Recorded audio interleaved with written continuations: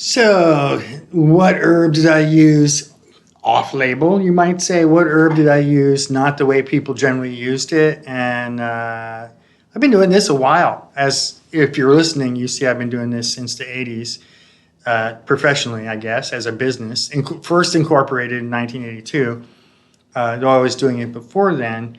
And to me, the herb that I would probably talk about would be Oregon grape. There's quite a few herbs I used differently than what was said in books. But with Oregon grape, that's a big one for me because I really felt like Oregon grape could be used for staph because it contains similar ingredients to golden seal. At the time, golden seal was really popular. And the first time I used Oregon grape for staph externally was in the 70s. In 1978 is when I first did that. So I just started using Oregon grape for everything that golden seal could be used for.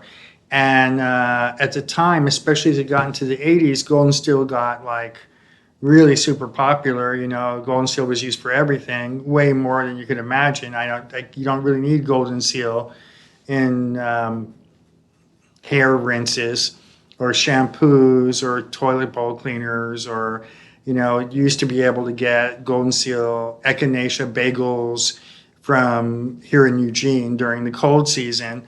Great. I mean, they only use a little bit, right? It didn't affect the flavor any. And so, I mean, what does that mean? Oh, I got to eat 3 bagels 3 times a day. I don't know what to say, but golden seal was really overused and was being overpicked, and Oregon grape was so common in our area at that time in the 80s. I started to use it for that. And I got a lot of flack. You know, I was using Oregon grape for staph. I was using Oregon grape for colds and flus. I was using Oregon grape as an internal standard antibacterial, similar to an antibiotic. And a lot of the herbalists in the world just totally disagreed with me for many, many years. I even wrote about it in journal articles, and editors would take that out. Oh, you can talk about Oregon grape, but you can't talk about it helping staph because it obviously doesn't do that. I think it's kind of interesting to me. The reason I do say this is because nowadays it's well known that Oregon grape is helpful for staph, and research into Oregon grape and the P-glycoproteins, the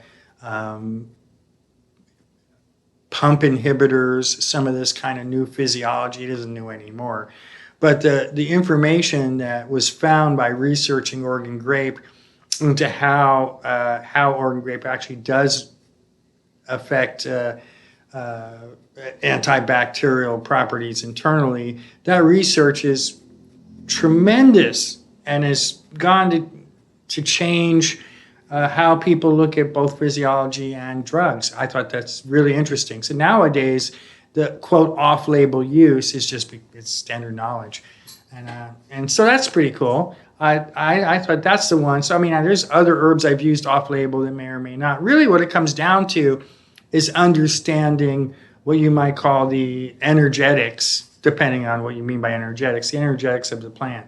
For example, if you know that all tannic acid astringents dry, draw, shrink swollen tissue, and are mildly antimicrobial, and you know that all tannic acid astringents are going to be good for stings and bites and oily rashes and burnt tongue and sore throat and swollen tonsils and sunburn and windburn and rug burn.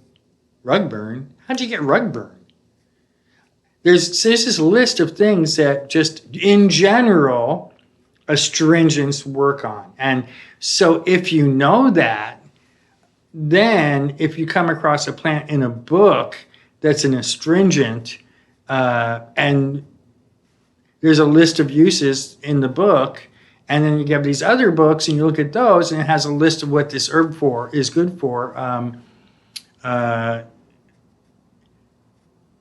then you might be able to know how to use it more than you can find in the book because you understand what all astringents do. I think an example I give is like if you were going down to, let's say, Ecuador to the permaculture conference at the Eco Retreat, and you get this Medicinal Plants of Ecuador book, and you look up this plant, and it says it's good for as an externally as a wash for bug bites and stings and pulling out infections and zits and sunburn and windburn. And you realize, oh, this is an astringent. But nowhere does it say it's good for poison oak. It's not going to say that because there's no poison oak in Ecuador, right? But you would know that it would be good for poison oak because you can see it's an astringent, and all tannic acid astringents are good for poison oak. So if you understand the basic energetics of a plant, you may find that you have more uses than what you can get out of standard knowledge books on the subject. I hope this is of some help.